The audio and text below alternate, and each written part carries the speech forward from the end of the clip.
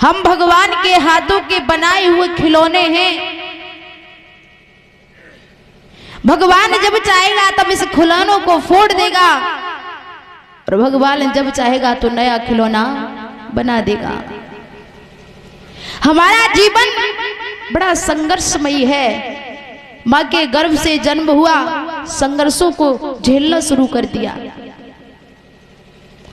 प्यारे भक्तों, एक बात का ध्यान रखना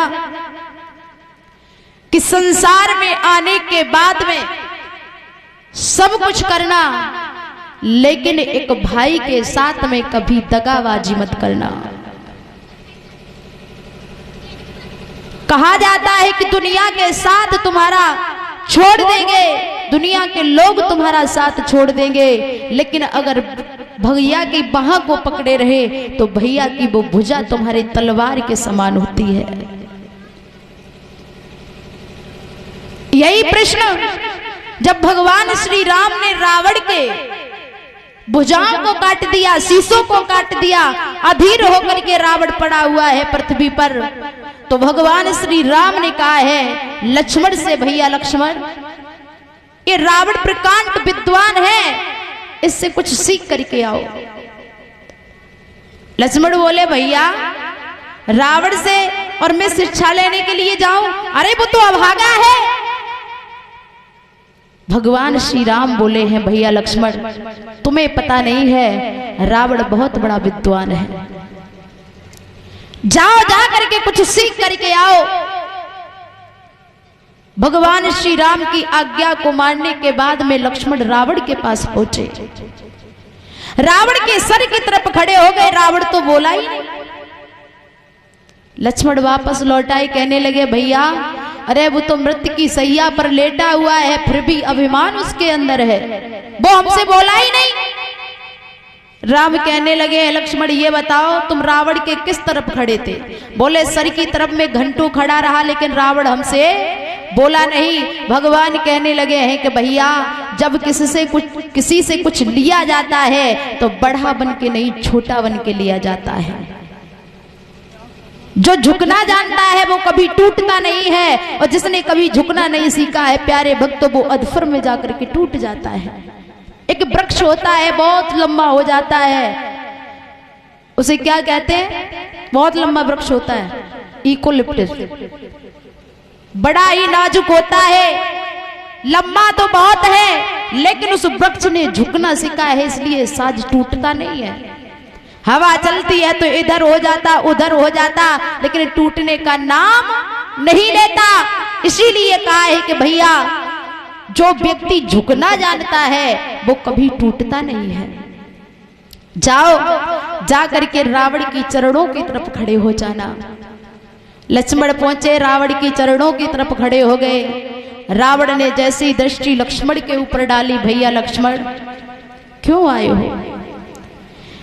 जवाब दिया है कि रावण आप जा तो रहे हो, लेकिन जाते जाते कुछ मुझे भी दे करके जाओ। रावण कहने लगे हैं कि लक्ष्मण मैं क्या दूं तुम्हें? मैं तो अधीर होकर के पृथ्वी पर पड़ा हूं। अरे हमारी भुजाओं में ताकत नहीं, मेरे शरीर में ताकत नहीं, जबान में भी इतनी ताकत नहीं है जो मैं शास्त्रों का वर्णन करके सुनाऊं तुम्हें।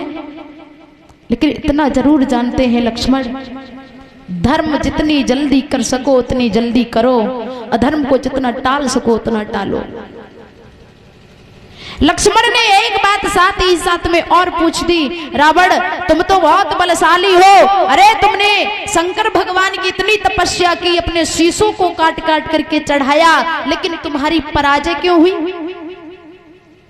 रावण के आंखों में आंसू आ गए। लक्ष्मण ये कैसा तूने हमसे प्रश्न किया? शायद तू नहीं जानता कि राम की पराजय क्यों नहीं हुई और हमारी पराजय क्यों हो गई। लक्ष्मण अगर तेरे जैसा भाई मेरे पास होता तो मेरी पराजय नहीं होती। क्यों? कहा जाता है प्यारे भक्तों, रावण ने एक बात कही है कि जिसका भाई भाई से बिछुड़ जाए उसकी पराजय होने में देर नहीं लगती है। घर का भेदी लंका डाए, अगर घर का भेदी भेद नहीं देगा तो किसी के माई के लाल की ये ताकत नहीं है जो हमारे घर को बिगाड़ सके। जवाब दिया है कि भैया, अरे हमारा भैया हमसे बिछुड़ गया, हमारा भैया हमसे बिछुड़ करके तुम्हारी सभा में पहुंच गया, अगर तुम भी अपने भैया से बिछुड़ करके हमारे पास आ जाते तो आज राम भी पराजित होकर के चला जाता। प्यारे भक्तों, लक्ष्मण ने जैसे इन शब्दों को सुना है, रावण के आंखों में वो आंसू थे, वो करुणा थी, अपने कर्तव्यों पर पछता रहा था कि मैंने ये क्या किया जो एक राम जैसे व्यक्ति का मैंने इतना बड़ा अपमान किया। एक बात का ध्यान रखना प्यारे भक्तों, सब कुछ दुनिया में त्याग देना, लेकिन एक भाई का हाथ कभी त्याग मत देना, क्योंकि संसार में हर रिश्ते मिल जाएंगे लेकिन एक माँ का जाया हुआ भैया नहीं मिलेगा। संसार में सब रिश्ते झूठ होते हैं लेकिन एक भैया का रिश्ता इतना पवित्र होता है कि अगर तुम जंग में लड़ने के लिए जाओगे तो भैया तुम्हारे साथ जाएगा।